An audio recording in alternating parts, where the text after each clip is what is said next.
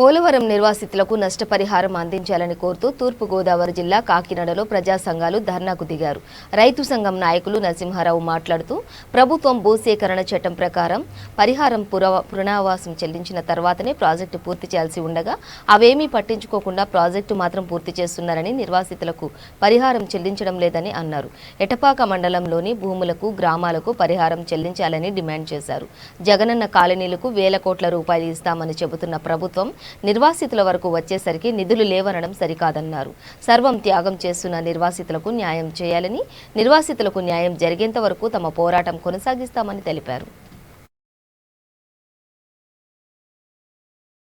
వరద సహాయ చర్యలు తక్షణం ప్రారంభించాలి. వరద సహాయ చర్యలు తక్షణం. పోలవరం ప్రాజెక్టు పునరావాసం పూర్తయ్యే వరకు ప్రాజెక్టు పనులు. పోలవరం ముంపు ప్రజల పునరావాసం పూర్తయ్యే వరకు ప్రాజెక్టు పనులు.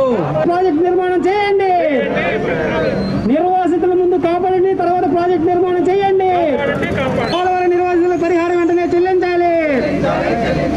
తాత్కాలిక నిర్వాసితులకి పరిహారం చెల్లించాలి. గ్రామానికి పునరావాసం 1986 లెక్కలు తీసుకొని ఒకేసారి పునరావాసం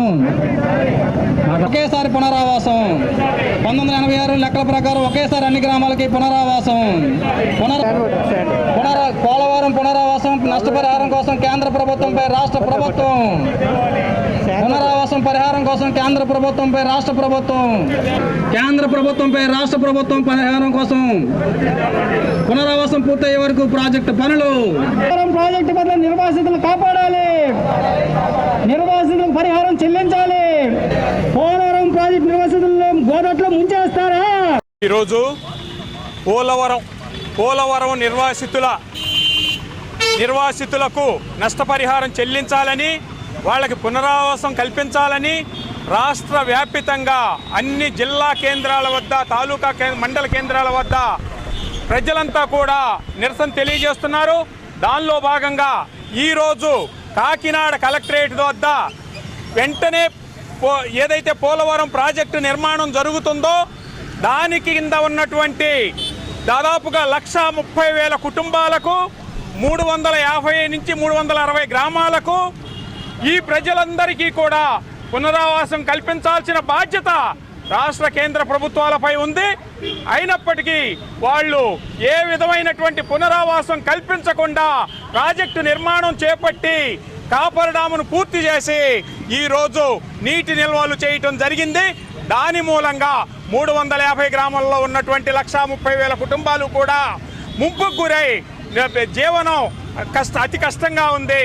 వాళ్ళు ఈరోజు కొండలు గుట్టల మీద కనీసం టెంట్ కూడా లేకుండా వర్షాల్లో ఎండల్లో నివసిస్తున్నారు.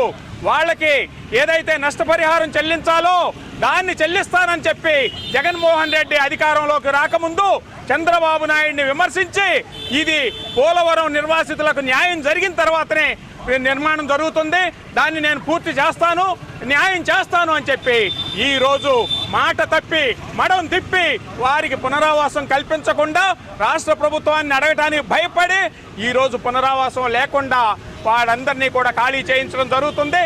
దాన్ని అన్ని అఖిల పక్షాలు, రైతు అన్ని ప్రజా సంఘాలు కూడా వ్యతిరేకిస్తున్నాయి.